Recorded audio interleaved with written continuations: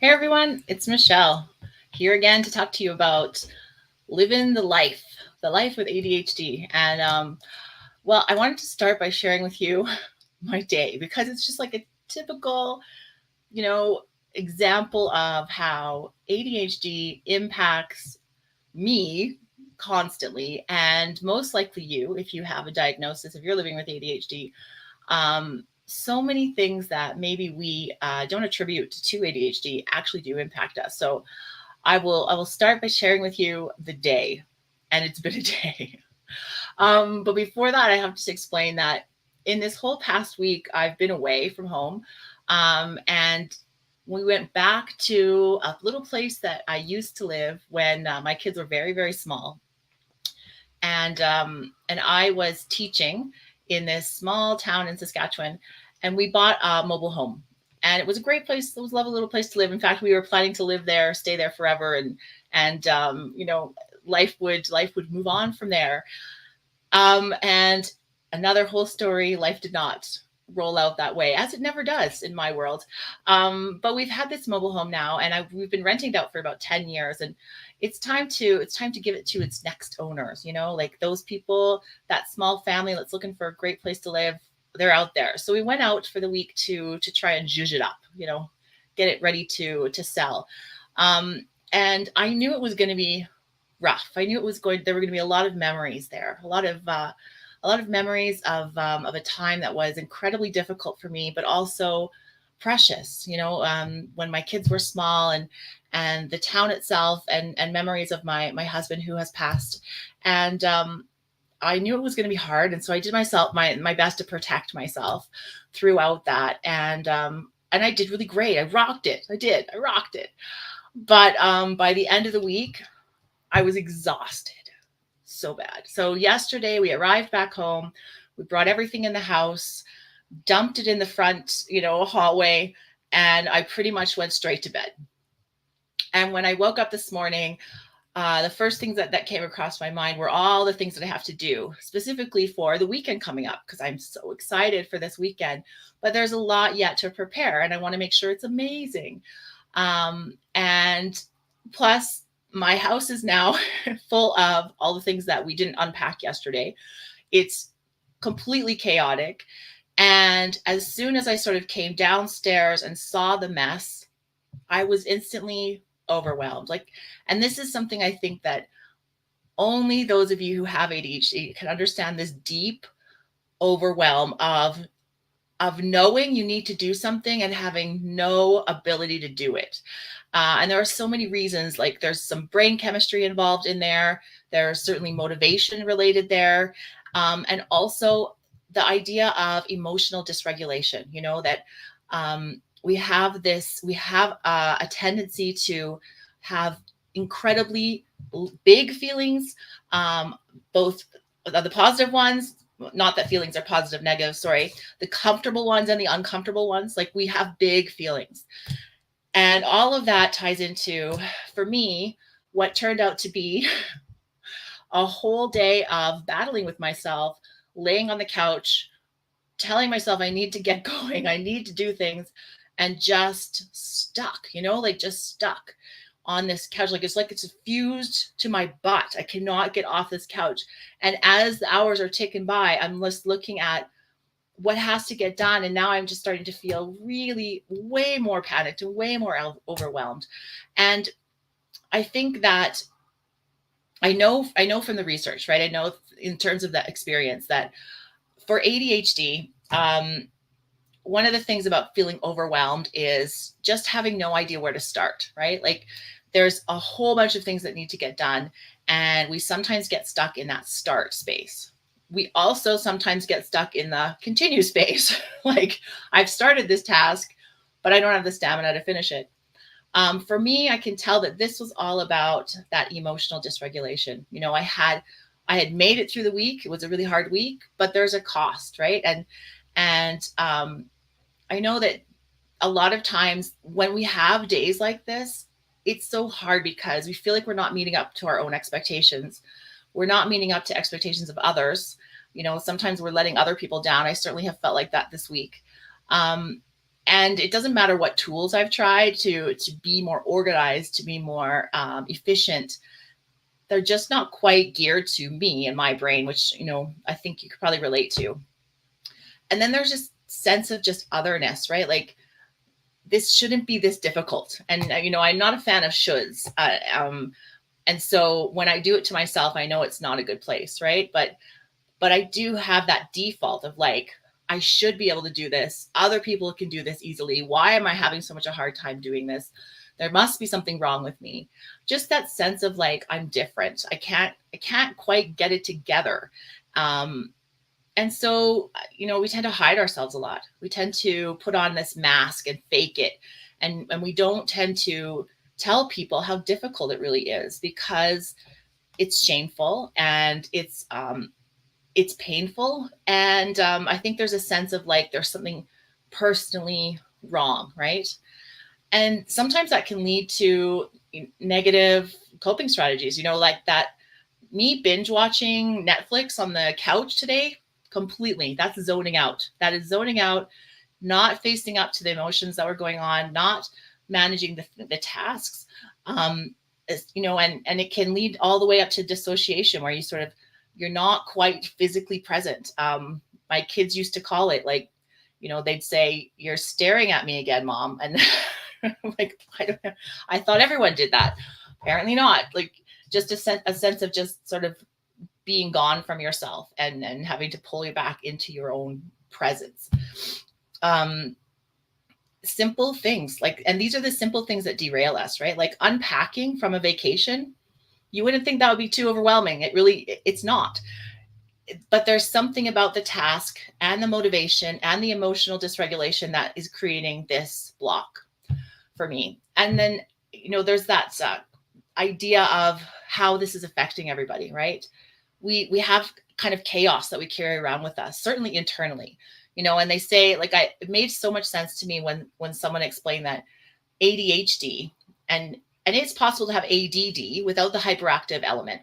But a lot of times women, and women they'll be overlooked in terms of diagnosis because they don't have the H component. However, the H component could be completely internal. It's a hyper brain. It's a hyper, world that you're living in inside your, mentally.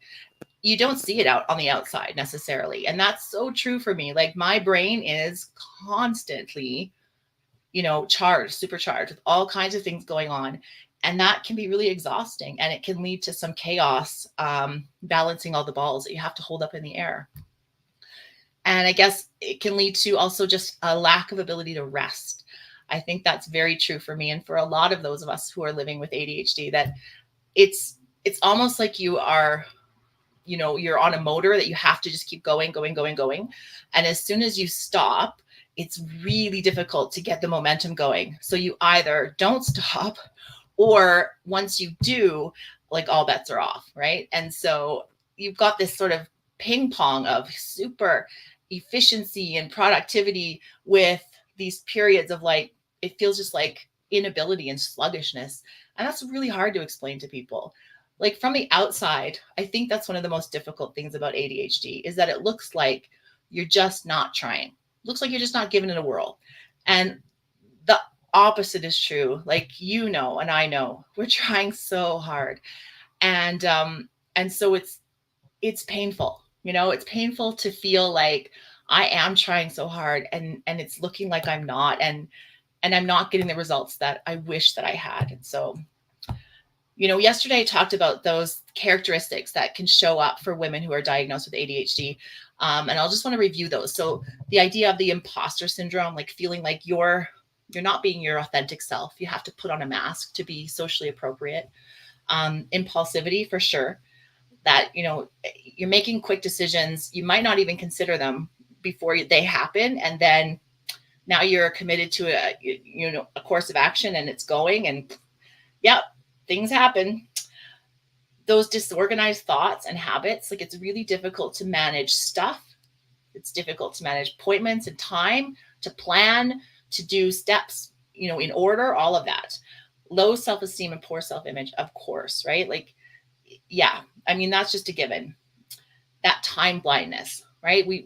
We either overestimate or underestimate that time. Then there's hyper focus that you throw into there. And just overall that you feel like something's different about you, right? And tonight I want to talk about a little bit about why we can tend to, it seems like overreacting, and I don't like that term, overreact. Reactions are literally our survival mechanism just kicking in, right? We have no ability to manage our feelings. Feelings happen. They are information that our body is giving us about a perceived threat or something that we need to pay attention to. So we don't want to judge our feelings. Feelings are feelings. Where we have control is in how we react to those feelings, right? So we don't want to judge the feelings themselves. Otherwise, we get into this messy habit of repressing feelings, just pushing them away. And those tend to just get bigger and bigger and bigger and explode really messily all over your life. I don't want that for you or for me. So, for example, this situation with this week and then today, just this overreaction or this reaction of just being unable to manage, right? And so it can look a lot like, there's a lot of ways that it can look like, but you just think about the situations that might sort of knock you to the side a little bit faster than other people. Certainly anything that's related to criticism or judgment, I find that that's a really tender issue. And that's related to something called rejection sensitivity, which we'll talk about again another time. But that, because we already know in our minds, we're not cutting it. And anyone who points that out is just like putting salt on the wounds, right? So we have this really intense reaction to criticism, or even well-meaning, kind criticism or feedback. It's hard for us to take, in a positive way. And I think that a lot of times we struggle to regulate, right? We struggle to keep our emotions in a zone where we can keep managing. And so a lot of the coping skills that we need are about regulating our reactions to our emotions. And that's part of why this new program, the Wonder Woman virtual retreat weekend, it's like sort of like an intervention. Okay, that sounds weird. But I'm in the least medical sense properly, because I'm not a medical professional. What I am is an educator. So I have some expertise in dealing with neurodivergence and learning and neurodivergence and achieving.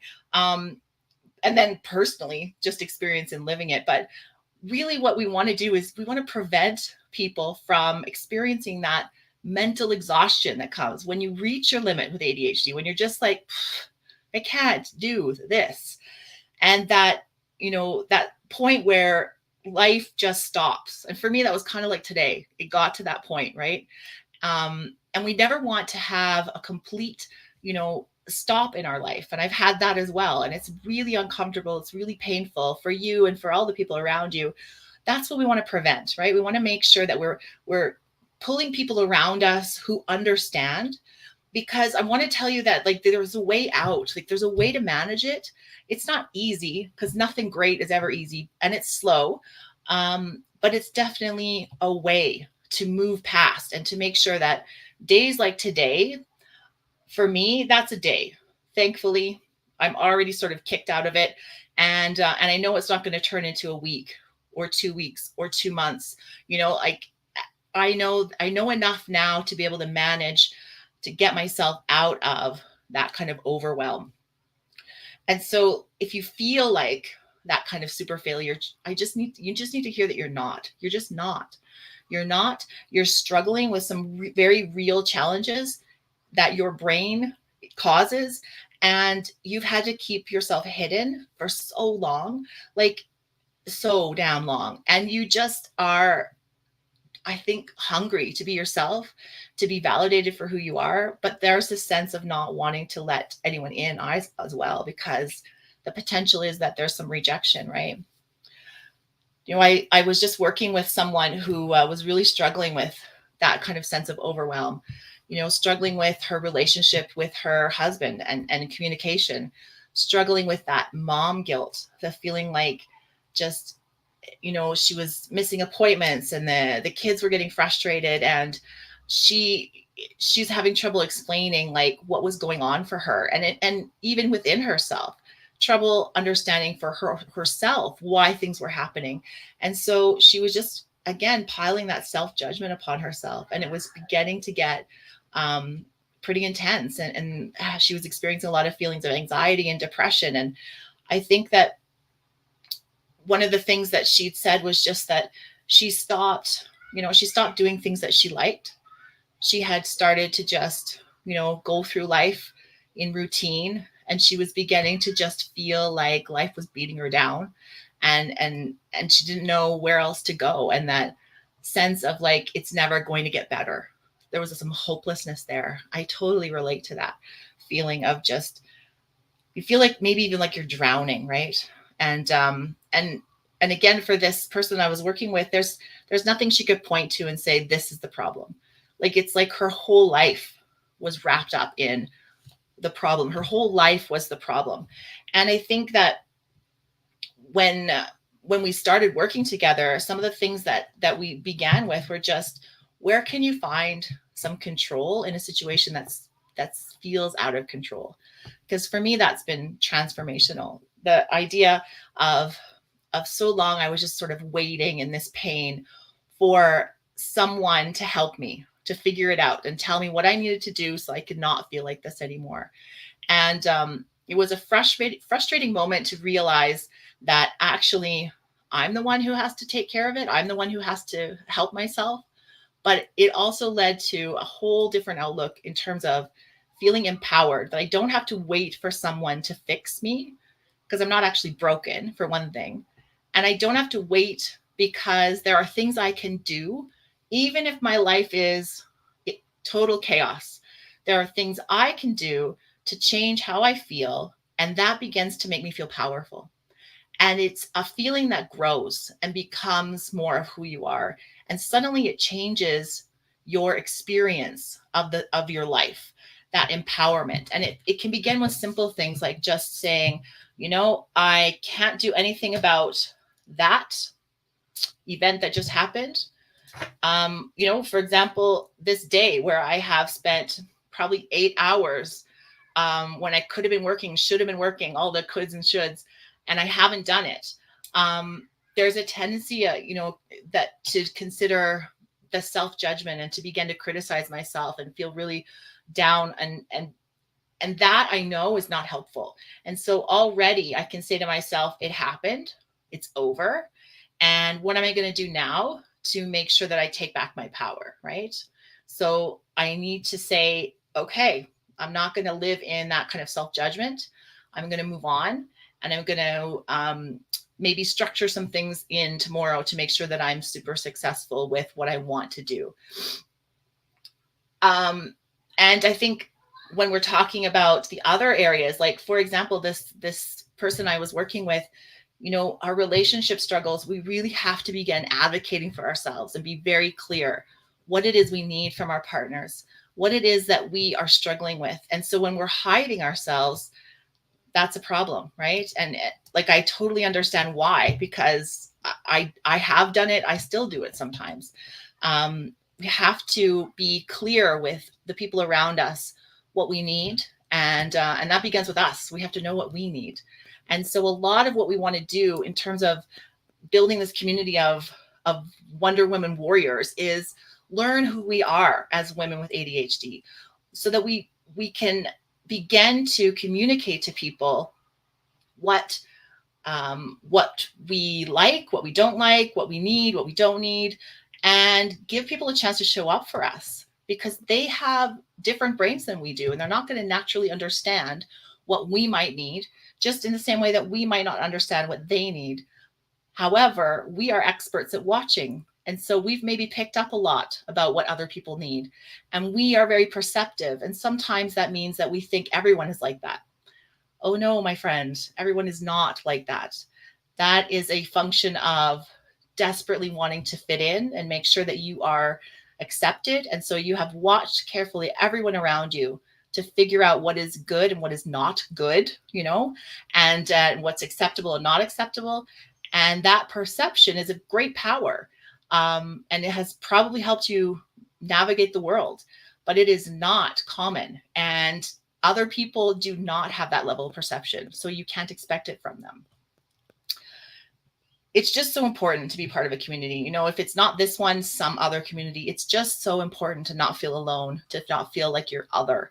And I think that embracing your uniqueness is a big part of living with ADHD and thriving with ADHD. And so, you know, this weekend, I'm hoping that you're going to join us. I have these two great guest speakers who both have a unique perspective on living with ADHD, and I'm so excited to share them with you. And then also we have 5 high touch workshops that are going to transform, you know, the way that you think about your diagnosis and the way that you can tweak some behaviors for like some instant, I think results. I think you'll find some instant results, but most of all, you're just going to feel like you can face the obstacles with a bit more confidence, empowerment, and, you know, a sisterhood, right? So that's what I'm hoping.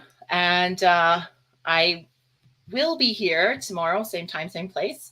And I am excited to talk to you now and on the weekend. And now I really better get some work done. So see you all. Bye-bye.